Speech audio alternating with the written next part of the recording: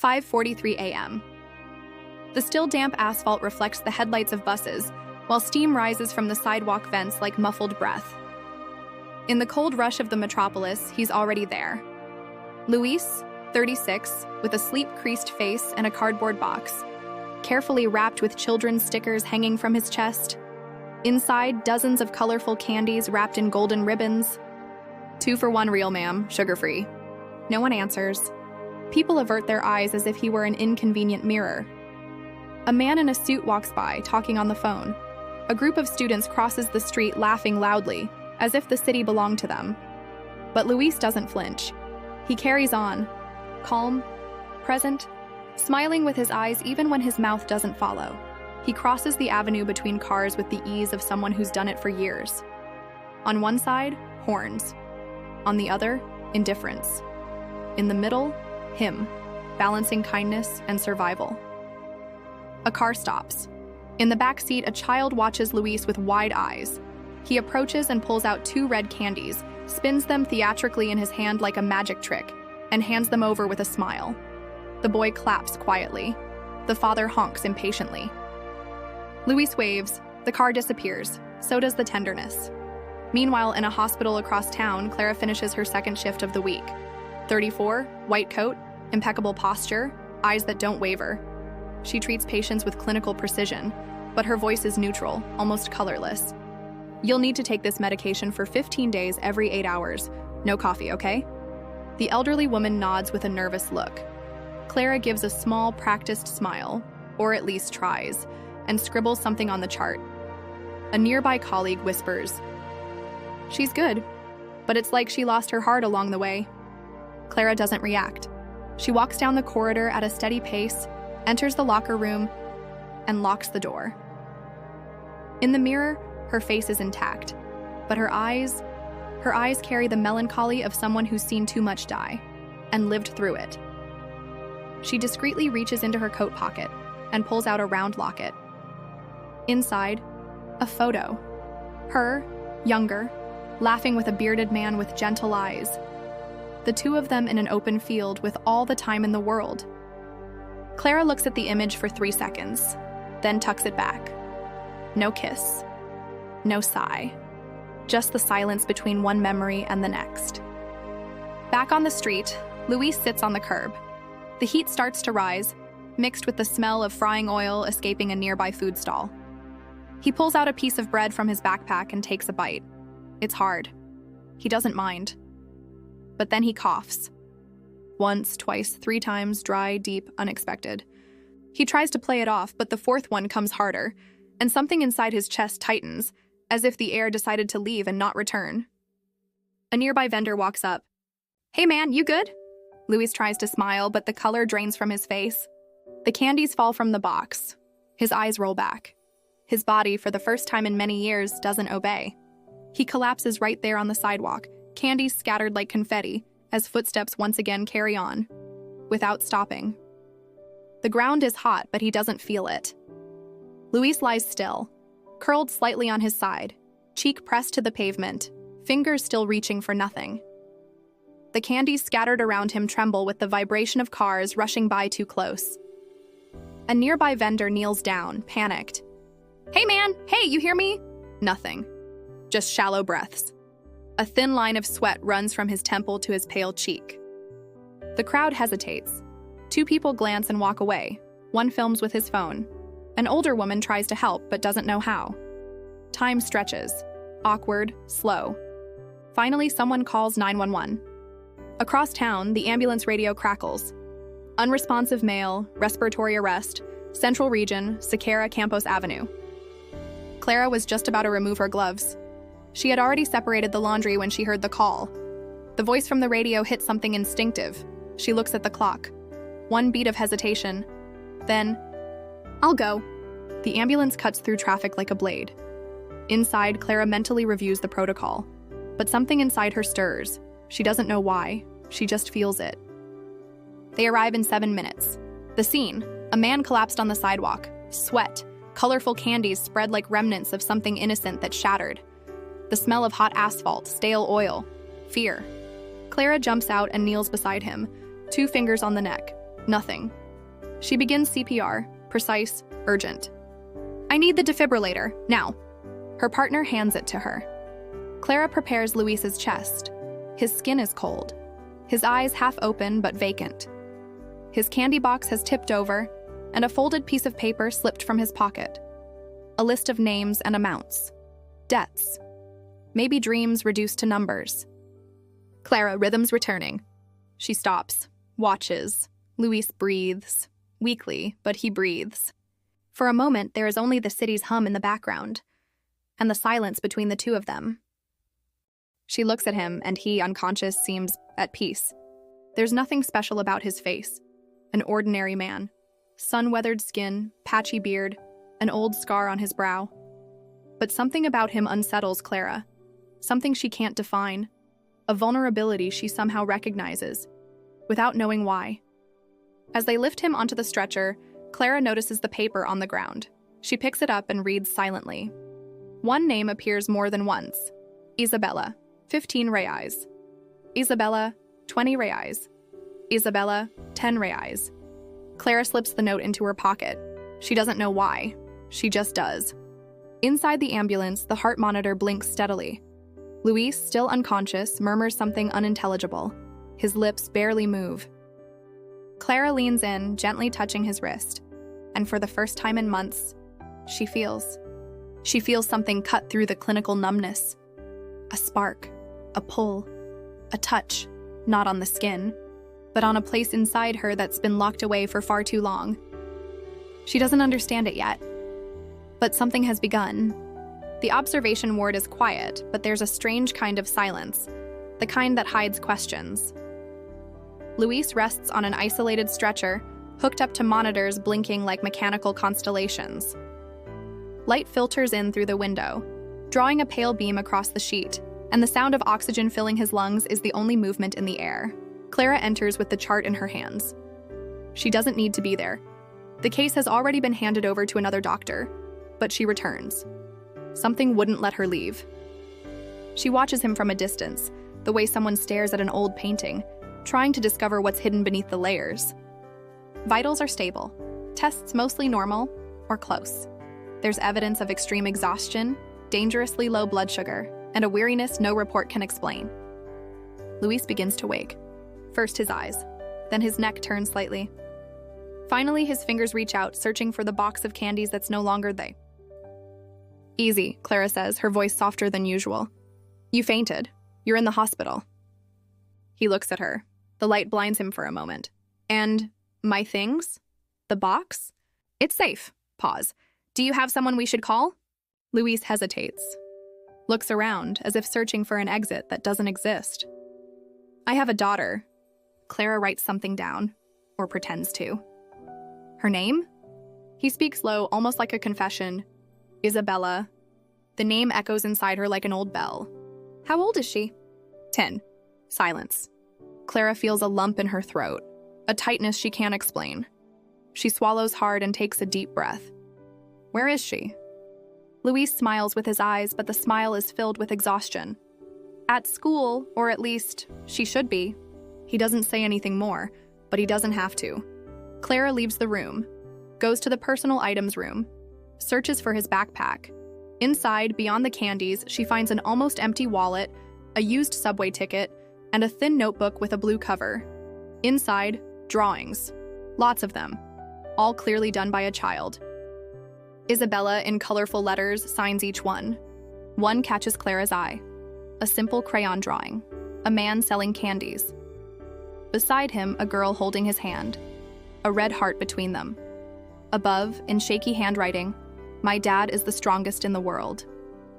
Clara closes the notebook like she's closing something inside herself. In that moment, she understands. That man, invisible to the city, is someone's entire universe. And that someone has a name, a color, a shape, and is waiting. Clara's own wound, the one she never names, pulses. She makes a decision without thinking, walks to the front desk, gets the patient's address, copies it onto a slip of paper. The street is far. One of the city's forgotten corners. But for the first time in a long while, Clara wants to go where the pain lives. Not to run from it, but to understand. The street looks like it was drawn by neglect. The asphalt ends suddenly, giving way to packed dirt. The small, leaning houses huddle together like they're holding each other up to avoid collapsing. Clara steps off the bus without her lab coat, wearing a simple backpack and the handwritten address. She's never been here. But she doesn't hesitate. She walks past a dusty soccer field, a corner shop with a TV hanging on the wall, and a dog sleeping on a warm concrete rooftop. Kids play soccer. One of them nearly kicks the ball at Clara. She gives a shy smile, and the girl, at first running, stops and eyes her with suspicion. "Are you Isabella's aunt?" Clara is caught off guard. "No, I'm a friend of her father's." The girl swallows dryly and nods toward the end of the street. "Greenhouse with a flower in the window." Clara nods in thanks and continues on. The house is simple, the cement painted with a rough brush. A Christmas cactus leans out of the window. She claps her hands once, twice, nothing. From inside the house, a small voice answers, "Just a minute." The sound of flip-flops dragging across the floor. The door opens, and there she is. Isabella, smaller than Clara imagined. Hair tied in a messy bun, shirt a bit too big, but her eyes are steady. The kind of strength that shouldn't exist in a 10-year-old. "Are you a doctor?" Clara hesitates. "I am. Your dad's okay. He's in the hospital, but he's getting better." Isabella doesn't flinch, doesn't cry, doesn't ask why. She simply nods, like someone who already knows the world can collapse without warning. "Will he be able to work tomorrow?" That question hits Clara like a quiet punch. "No, he needs to rest for a bit, but I can help." Isabella crosses her arms, suspicious. "You don't have to. We manage." Clara takes a deep breath. She doesn't want to intrude or seem charitable, but there's something in this girl that disarms her. "He talked a lot about you." A lie, but Clara wants to see what it does. Isabella swallows hard, her voice breaks. "He keeps my drawing in the candy box, says it brings luck." Clara smiles, gently pulls the notebook from her backpack, shows her. "I found this. It's with him at the hospital." Isabella takes the notebook with care, sits on the step and runs her fingers over the paper like it's skin, then looks at Clara, with less armor now. "Can you take something to him?" "Of course." Isabella goes inside and returns with a beaded bracelet. "I made it, for him to wear when he's tired." Clara takes the gift like it's glass. In that silent moment, something shifts. It isn't empathy, it isn't charity. It's the recognition between two solitudes that, for a brief moment, see each other. The late afternoon light draws soft shadows across the hospital floor. The hallway smells of alcohol and artificial flowers. Clara walks slowly back to the room where Luis is resting. In her hands, the beaded bracelet made by Isabella. Simple, with two black plastic letters standing out, P and A pi, father. She holds it more carefully than necessary, as if the object weighed more than its material allowed. Luis lies facing the window. He hasn't noticed her yet. His eyes are fixed on the stained sky of the city. He doesn't look like he's expecting anyone. Clara enters. "I brought you something." He turns his face toward her. The circles under his eyes are deeper, but his gaze is alive. She holds out her hand. He takes a moment to understand. When he sees the bracelet, he receives it like someone accepting a medal. "Was it from her?" Clara just nods. Luis smiles, this time not out of politeness, but with truth. "She has this thing, making gifts when she thinks I'm getting weak. I think she knows before I do." He fastens the bracelet around his left wrist, slowly. Each bead seems to fit into a space where unnamed pain had lived. "Thank you," he says. Simple. No embellishment. But the thank you wasn't just for the bracelet. Clara knows. He knows she went there. "She's okay," she replies. "The house was tidy. She manages." Luis lowers his eyes, a trace of shame passes over his face. "I wanted more for her, but the most I can do is stay alive." Clara doesn't respond. She just listens.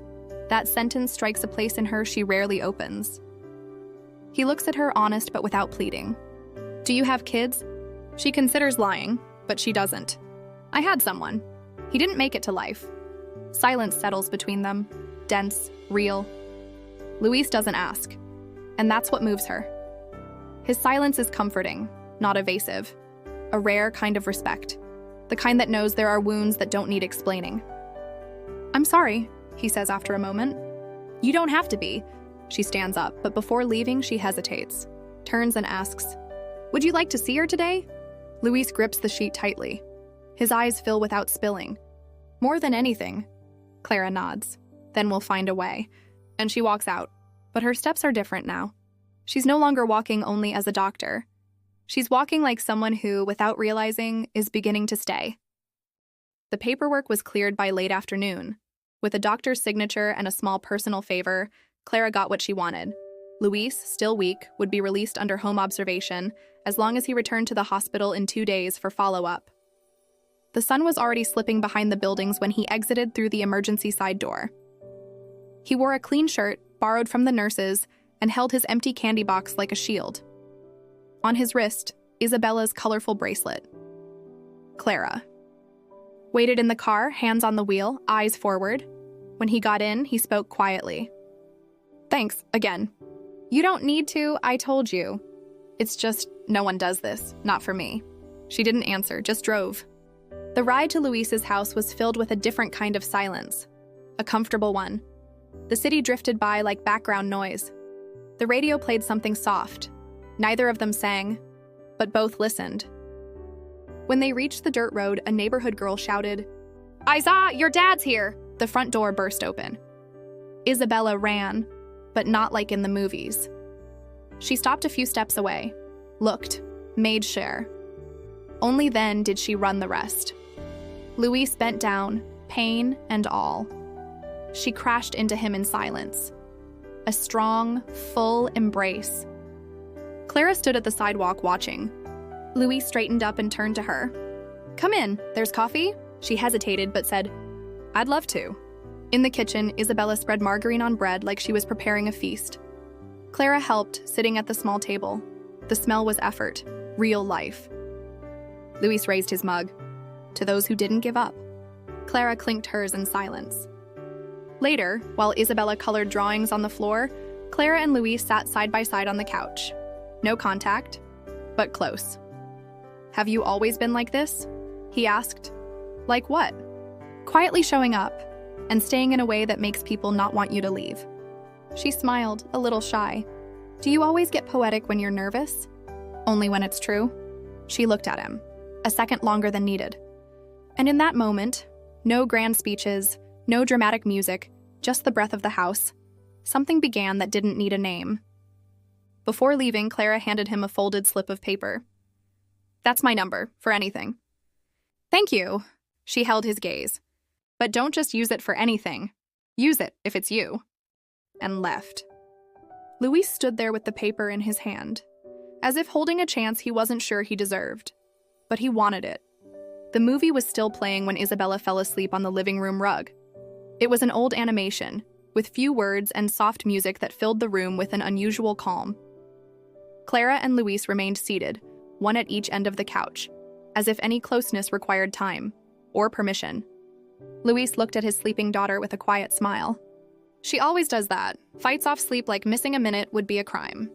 Clara smiled too. "You can feel she takes care of you just as much as you take care of her." "More, she protects me, like a mother would." Clara didn't respond. She just looked at him. There was something in that silence asking for truth. Luis spoke, almost without thinking. "Have you always been this... alone?" She paused. "No, but life clears the space around us, and when you realize it, only what truly stays remains. Or what's left. I get that. I think I pushed people away, out of shame, out of fear of being too seen." "Isabella sees you?" He nodded. "She sees even what I don't know how to hide." Clara's eyes shimmered for a second. "I lost someone. Before all this." He left quickly, and took with him the part of me that still believed in the rest. Luis didn't ask what or how, he just respected it. His silence became shelter. Clara looked at the clock. Time no longer moved the same way. "I should go." He walked her to the gate. The evening was settling in with a soft breeze. She pulled out a slip of paper and wrote down a number, handed it to him. "Call me for anything." "Thank you." She hesitated, looked him in the eye. "But don't call just for anything. Call if it's you." And she left. 2 days, that's how long passed. 2 days with no call, no message. Clara pretended not to expect anything, but she checked her phone more often than she wanted to admit. Each notification that wasn't him tightened a knot in her chest she didn't know how to name. Meanwhile, Luis stared at his old phone in the kitchen. He had memorized the number, had typed and deleted it more than once. He thought, what if she was just being kind? What if it wasn't meant to go beyond that Sunday? But he looked at Isabella playing on the floor and remembered Clara's smile as she arranged the colored pencils. Her quiet presence, the way she stayed. He typed the number, hesitated, and pressed call. At the hospital, Clara's phone vibrated, unknown number. Her heart stopped for a second, then sped up. Hello? Hi, it's Luis.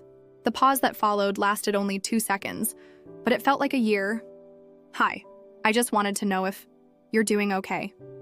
Clara closed her eyes, smiled softly. I am now. He laughed, a light, honest laugh. Isa was wondering if you'd like to have dinner with us again. Only if it's you, not ma'am, okay? Okay, you.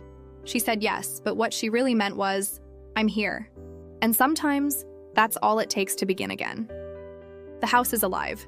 The smell of garlic sizzling in oil warms the air. Isabella carefully chops carrots, her feet swinging from the high chair. Luis stirs the rice with more focus than necessary, mostly to hide the nervousness he won't admit. Will it turn out okay? He asks softly. What? The food. Isabella laughs. She didn't come for the food, Dad. She came for you. He pauses and smiles.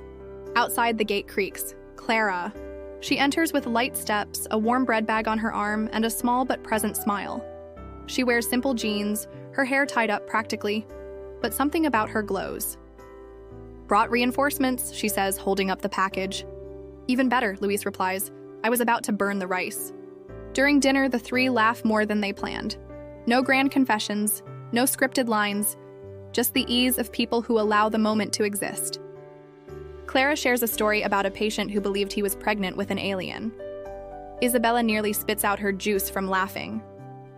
Luis watches the two of them, not interrupting, like someone watching a scene they want to keep forever. After the dishes are washed and homework is checked, Isabella kisses her dad goodnight and gives Clara a tight hug. Can you come back tomorrow? Clara smiles. If your dad lets me, Luis replies without thinking. She can come whenever she wants. Isabella disappears into her room, leaving the two of them in the living room, the lights dimmed, surrounded by the kind of silence that doesn't need to be filled. Luis drees his hands on a kitchen towel, but his fingers are still restless. Have you always been like this? Like what? Showing up quiet and staying in a way that makes us not want you to leave. Clara laughs, shy. Do you always get poetic when you're nervous? Only when it's true. They move closer, not fast, like two people dancing without music. She looks at him as if to ask, is this it? And he answers with his eyes, only if it's real. The kiss happens in the middle of the sentence that never got spoken. Slow, guiltless, tender, tasting of coffee and still warm bread. When they part, they both keep their eyes closed a second longer, like people trying to memorize a feeling before the world rushes back in. That was he starts. A beginning, she finishes. From the bedroom, they hear Isabella call out, You're kissing out there, aren't you? They laugh. And there, in that once quiet house, now warm with affection, something happens that no one says aloud. But it's felt. They stay. Together.